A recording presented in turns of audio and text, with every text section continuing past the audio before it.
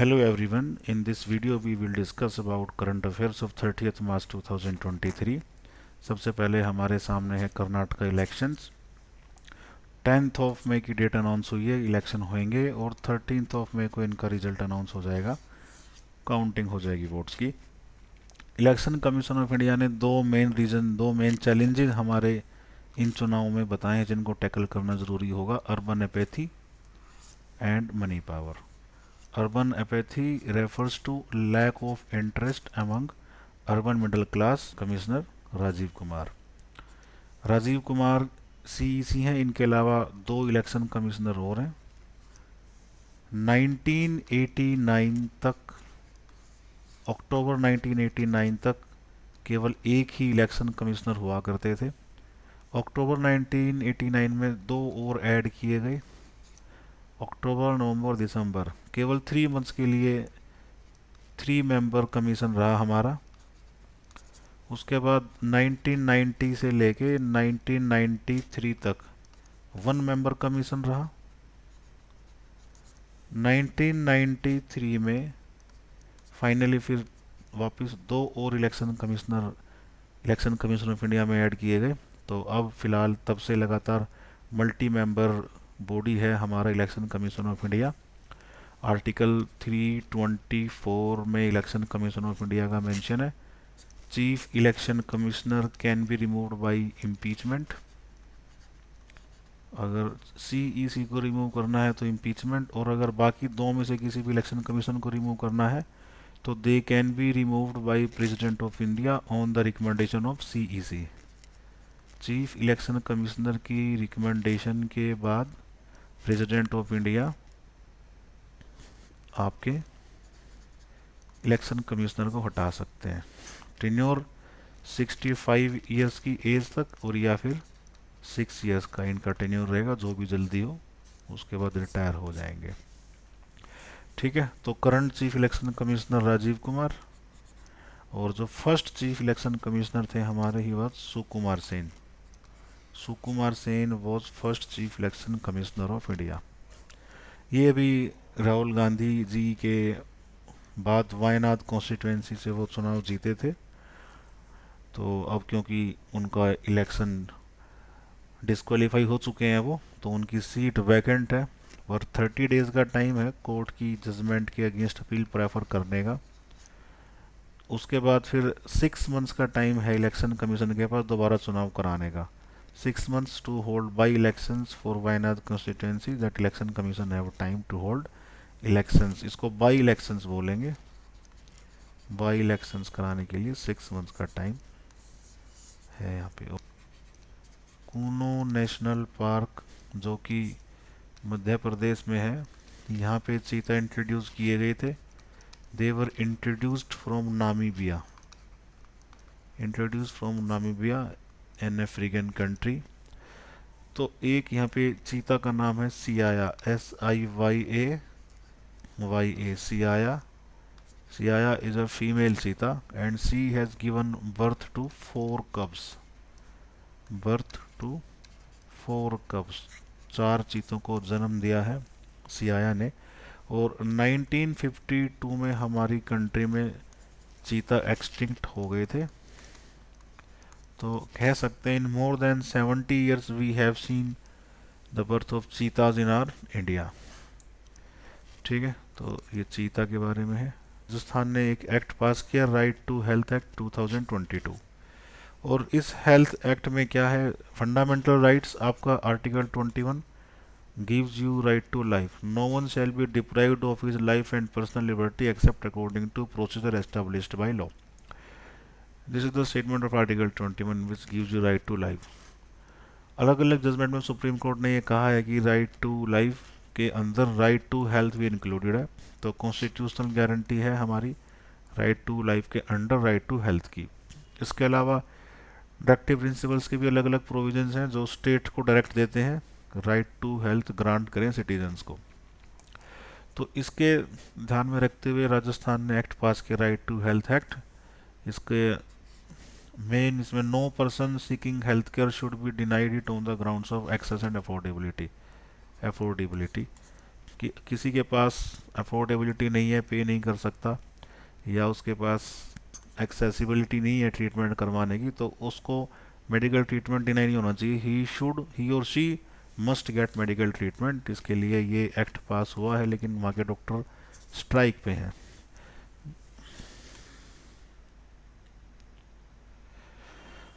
तो इस right to health act में सोशल ऑडिट का कॉन्सेप्ट दिया हुआ है और ग्रीवेंस रिड्रेसल का भी दिया गया है। इमरजेंसी ट्रीटमेंट, अगर कोई भी ऐसा पेशेंट जिसको इमरजेंसी ट्रीटमेंट की ज़रूरत है, उसको कोई पैसा पे नहीं करना, किसी भी हेल्थ केयर इंस्टीट्यूशन में, वेदर पब्लिक और प्राइवेट, सरकारी हो या फिर प्राइवेट हो, उसको पैसा पे किए बगैर उसका ट्रीटमेंट हो जाएगा। ये इस बिल के अंदर, इस एक्ट के अंदर स्टिपुलेटेड है। प्राइवेट हेल्थ केयर इंस्टीट्यूशंस का जो भी चार्जेज इनकर होंगे, जो भी खर्चा होगा, that would be compensated by the state. ये इस राइट टू हेल्थ एक्ट के अंडर दिया हुआ है। लेकिन डॉक्टर्स की स्ट्राइक इसी पॉइंट को लेके है कि प्राइवेट हेल्थ केयर इंस्टीट्यूशंस को अगर आप कंपनसेट करेंगे तो उसका मैकेनिज्म क्या है, उसका प्रोसेस क्या है, वो इस एक्ट के अंदर क्लियर नहीं है। अब स्टेट का भी ये कहना है कि ये जो मैकेनिज्म वाली बातें तो रूल्स में होती हैं, रूल मेकिंग अभी रहती है। पहले एक्ट बनता है या लॉ बनता है, फिर उस लॉ को इम्प्लीमेंट करवाने के लिए कुछ रूल्स बनाए जाते हैं, उन रूल्स में ये सारी चीज़ें आएंगी। तो खैर देखते हैं जो भी होगा। सुप्रीम कोर्ट की जजमेंट है 1989 की, Parmanand Katara versus union of India, जो राइट टू हेल्थ की बात करता है। Right to health is fundamental right under article 21 right to life. तो इसमें ये भी कोर्ट ने कहा था कि अगर कोई नीडी है तो उसको पहले मेडिकल ट्रीटमेंट मिलना चाहिए, प्रोसीजरल रिक्वायरमेंट बाद में होंगी। अगर डॉक्टर ने कोई नेग्लिजेंट एक्ट की है ड्यूरिंग द ट्रीटमेंट, तो वो बाद में डिसाइड होएगा कि नेग्लिजेंट एक्ट थी या नहीं थी। ये procedural procedural requirements would be seen later, बाद में देखेंगे। ऐसा हो सकता है कि ट्रीटमेंट मोडालिटी अलग अलग हो सकती हैं। दो ट्रीटमेंट प्लान है, ए बी, डॉक्टर ने ए ना चूज करके बी चूज कर लिया। Katara versus union of India,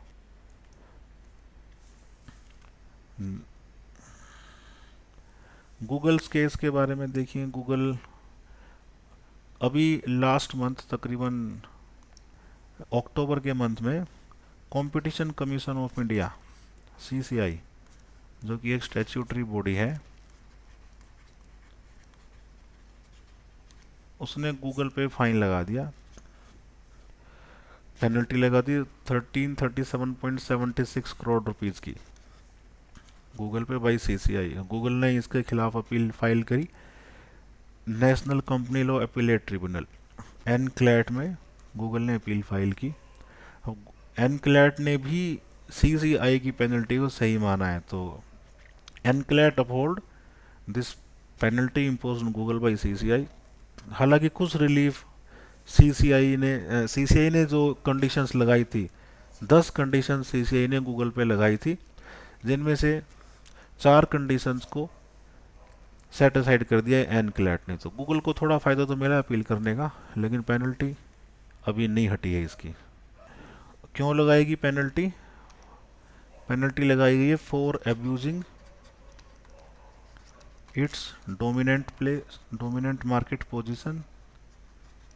dominant position, market में अपने डोमिनेंट पोजीशन का नाजायज़ फ़ायदा उठाया। और दूसरा anti competitive practices, anti competitive practices भी गूगल ने फॉलो की हैं, इसीलिए पेनल्टी लगाई है। एक सेट ऑफ एप्लीकेशंस, जब भी आप कोई मोबाइल फ़ोन एंड्रॉयड नया खरीदते हैं तो उसके अंदर कुछ एप्लीकेशंस जो गूगल की हैं ऑलरेडी प्री इंस्टॉल्ड होती हैं, तो एक अनफेयर एडवांटेज गूगल को उससे मिलती है। ठीक है, ओरिजिनल इक्विपमेंट मैन्युफैक्चरर्स जो OEM हैं, उनको मौका नहीं मिलता।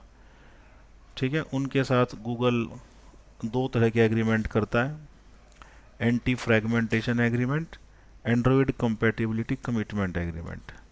ये दोनों एग्रीमेंट जो गूगल करता है, they are against competition, they are anti competitive, इसीलिए ये पेनल्टी लगाई गई है। एससीओ की बात करते हैं, शंघाई कोऑपरेशन ऑर्गेनाइजेशन। इसकी 18th मीटिंग अभी अभी हुई। जितने भी सेक्रेटरीज हैं या यूँ कहें एनएसए हैं, नेशनल सिक्योरिटी एडवाइजर, जो कि इंडिया में है अजीत डोवल, अजीत डोवल इज एनएसए, तो उनकी मीटिंग हुई शंघाई कोऑपरेशन ऑर्गेनाइजेशंस की। टोटल 2001 में ये अभी एस्टेब्लिश हुआ था। इसके अंदर टोटल 8 मेंबर हैं। India, Pakistan, Russia, China, Kazakhstan, Kyrgyzstan, Tajikistan, Uzbekistan, ये सब इसके मेंबर हैं। इसके अलावा अब ईरान भी एक इसका मेंबर बनने वाला है। अगस्त में, अगस्त 2023 में ईरान भी इसका मेंबर बन जाएगा। ठीक है। ईरान, चाइना ने चाइना ने सऊदी अरेबिया और ईरान के बीच में जो डिस्प्यूट था उसको रिजोल्व करवाया एमाइकेबली। तो China brokered the piece deal between Saudi Arabia and Iran. Houthi rebels हैं, हौथी रिबल्स, जिनको ईरान सपोर्ट करता है और सऊदी अरेबिया इनके अगेंस्ट लड़ता है। तो दोनों के बीच में इसलिए हॉस्टिलिटीज़ थी। अब ईरान भी मान गया कि वो हौथी रिबल्स को आर्म्स सप्लाई नहीं करेगा, हथियार नहीं देगा। तो अब ईरान एससीओ का मेंबर बन गया है। ठीक है। ईरान की कैपिटल यूनो तेहरान। ईरान में एक पोर्ट भी इंडिया ने बनाया है, Chabahar port.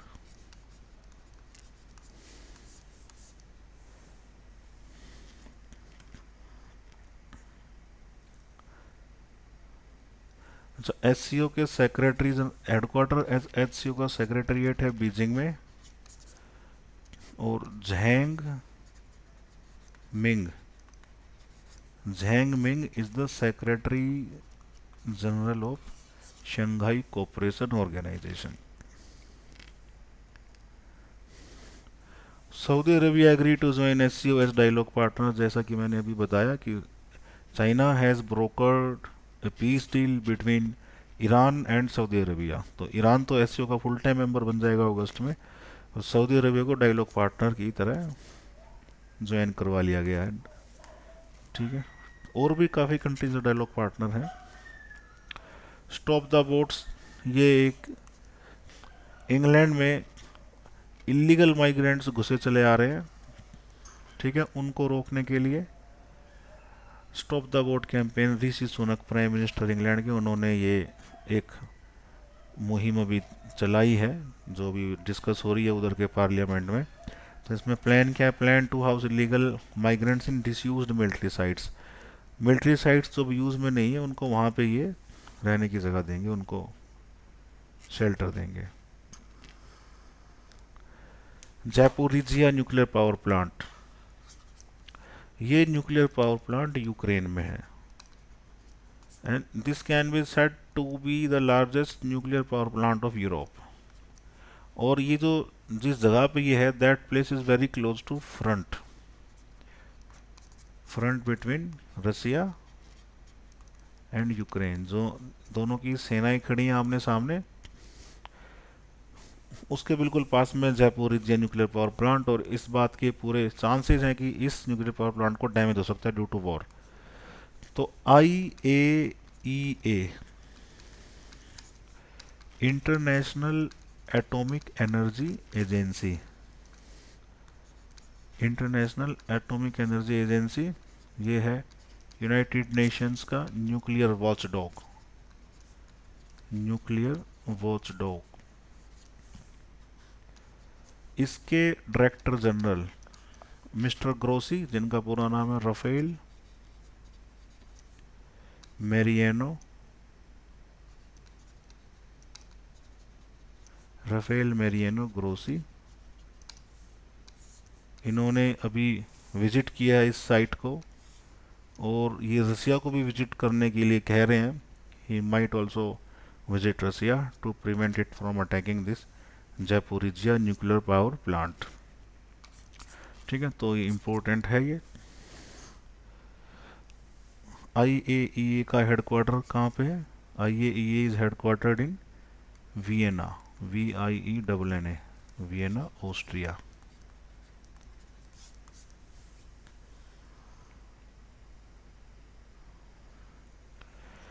Trade deficit with China crossed $71 billion in first 10 months of financial year 2023. Trade deficit, किसी कंट्री के साथ, चाइना के साथ हम इंपोर्ट भी करते हैं, चाइना को हम एक्सपोर्ट भी करते हैं। इंपोर्ट जब ज़्यादा हो और एक्सपोर्ट कम हो तो बन जाएगा ट्रेड डेफिसिट। तो ये $71 बिलियन क्रॉस कर गया है अभी तक 10 मंथ्स के अंदर ही, 2023 के फाइनेंशियल ईयर में। तो अभी 2 मंथ हो रहे हैं। 2004-2005 में ये 1.48 बिलियन था, जो कि 2013-14 तक बढ़ते बढ़ते 36.21 बिलियन हो गया।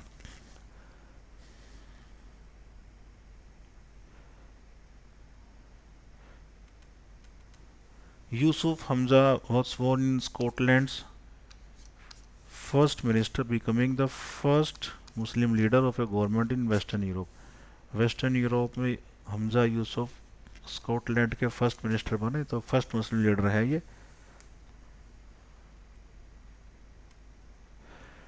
Bill to curtail the power of chief justice regarding suo motu cases and the constitution of benches, ये बिल अभी अभी पास हो चुका है। पाकिस्तान की पार्लियामेंट ने ये बिल पास कर दिया है।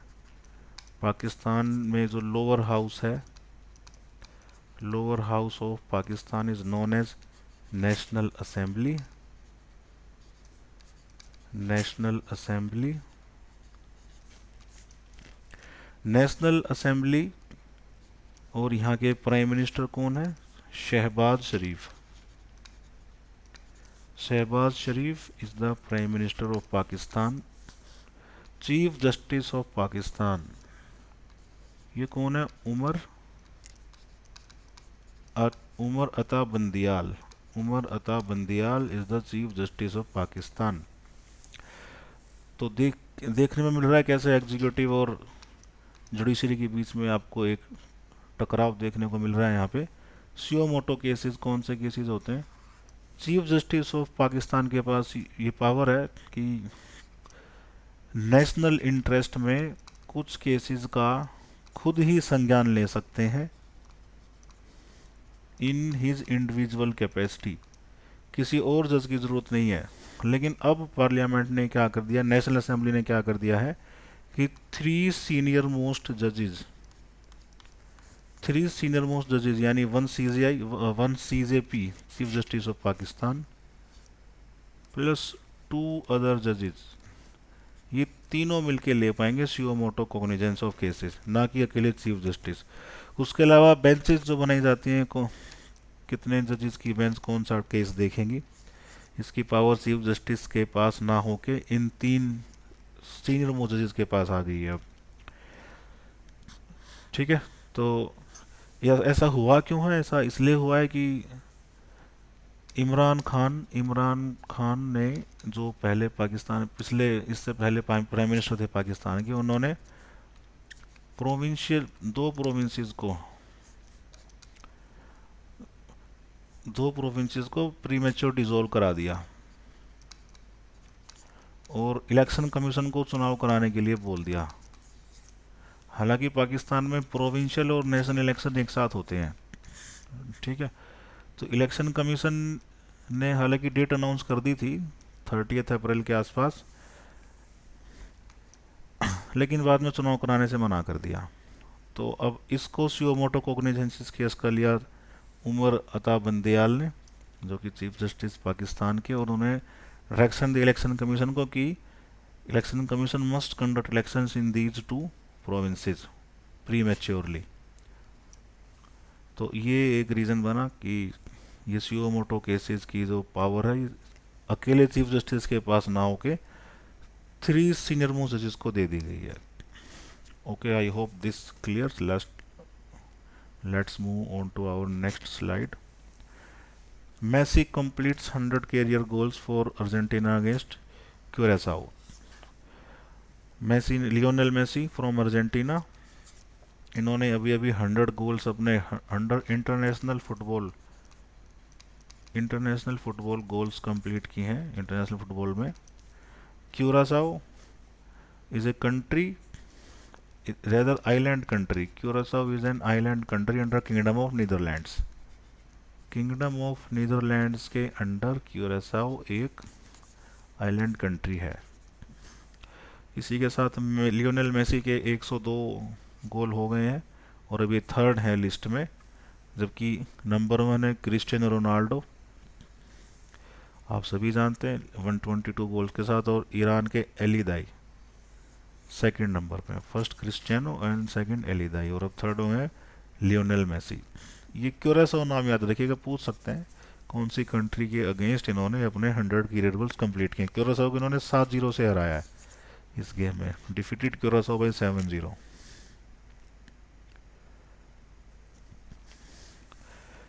National league for democracy NLD party of Aung San Suu Kyi dissolve in Myanmar. Aung San Suu Kyi more than 75 years old lady हैं ये। Now she has been awarded 33 years of imprisonment.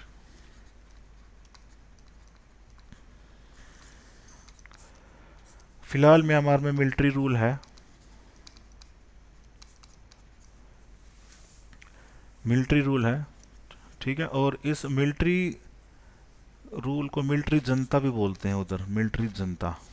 Military Janata means, Janata means meeting और committee, तो military Janata means meeting of military, यानी military rule है उधर।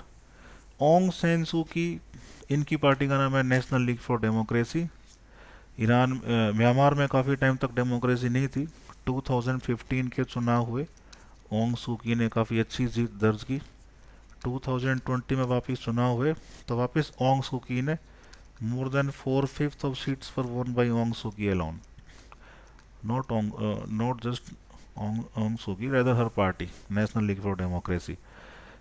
उसके बाद military जनता ने टेक ओवर कर लिया, मिलिट्री रूल लग गया और उन्होंने कंडीशन लगा दी कि जितनी भी पॉलिटिकल पार्टीज म्यांमार में हैं उनको नया रजिस्ट्रेशन करवाना पड़ेगा अंडर नई लॉ, न्यू लॉज। और न्यू लॉज क्या बोलती है पॉलिटिकल पार्टीज को रजिस्टर करने के लिए? सबसे पहले किसी भी पॉलिटिकल पार्टी के पास 1 लाख मेंबर होने ज़रूरी हैं, 1 लाख मेंबर्स मस्ट, जबकि इससे पहले ये कंडीशन 1000 मेंबर्स की थी, जो अब 1 लाख कर दी गई है, ठीक है। और जो नेक्स्ट है 100 million cash in parties bank account, party के रजिस्टर्ड बैंक अकाउंट में 100 मिलियन कैश होने चाहिए, दैट कम्स अराउंड $35,000, $35,000 अकाउंट में होने चाहिए। थर्ड कंडीशन क्या लगाई है? Open party office in at least half of 330 townships with in 180 days, 180 दिन के अंदर अंदर कम से कम 330 में से कम आधी टाउनशिप्स में अपने पार्टी ऑफिस आपको ओपन करने होंगे। और इसके बाद फोर्थ कंडीशन क्या लगाई है? कम से कम हाफ कॉन्स्टिट्यूएंसीज में आपको चुनाव भी लड़ने होंगे, contest at least half the constituencies. तो पहले ये कंडीशन केवल 3 की थी, तो काफ़ी हार्श रूल है। और इन हार्श रूल को लेके ओंग सूकी का कहना है कि these all are illegitimate rules, she is not going to follow these rules, so she hasn't registered her party, therefore the party has been deregistered now. Aung Suu Kyi ने अपनी पार्टी को इन rules की कॉम्प्लायंस करवा के register करवाया ही नहीं है, तो इसलिए वो 60 डेज का टाइम था जो दिया गया था, with in 60 days comply with these rules, otherwise party would get D register. 60 days अभी 27 या 28 अप्रैल को पूरे हो चुके हैं, और सॉरी 27 या 28 मार्च को पूरे हो चुके हैं, ठीक है। केवल एक पार्टी है वहाँ पे जो इन सभी रूल्स में फिट बैठती है, उसका नाम है United solidarity and development party. लेकिन ये तो मिलिट्री प्रॉक्सी पार्टी है, यानी ये पार्टी मिलिट्री पार्टी है, ये मिलिट्री वालों की पार्टी है। चीफ कौन है उधर, जनरल कौन है उधर? मिन ओंग लिएंग, HLAING, मिन ओंग लिएंग है मिलिट्री चीफ, जिनका कंट्रोल है म्यांमार में अभी। बामर डोमिनेटेड रीजन, बामर एक एथनिक कम्युनिटी है। म्यांमार की 68% पॉपुलेशन बामर से बनी हुई है। Bamar comprises 68% of Myanmar population.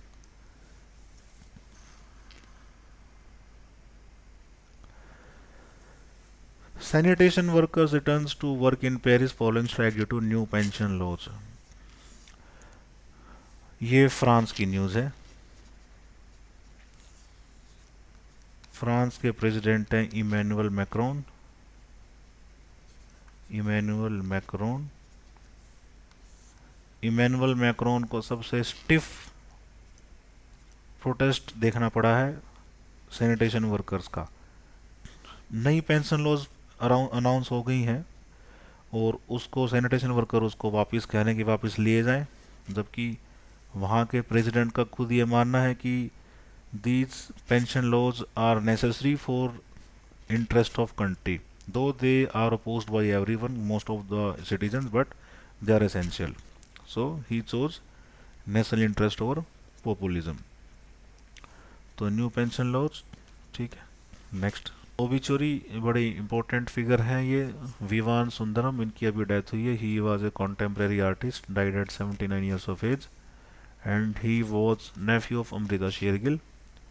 Amrita Shergil 1913 से 1941 के आसपास रही और she was a modern artist. Amrita Shergil was a legendary modern artist rather. So that's all for today. We will meet in our next video. Thanks.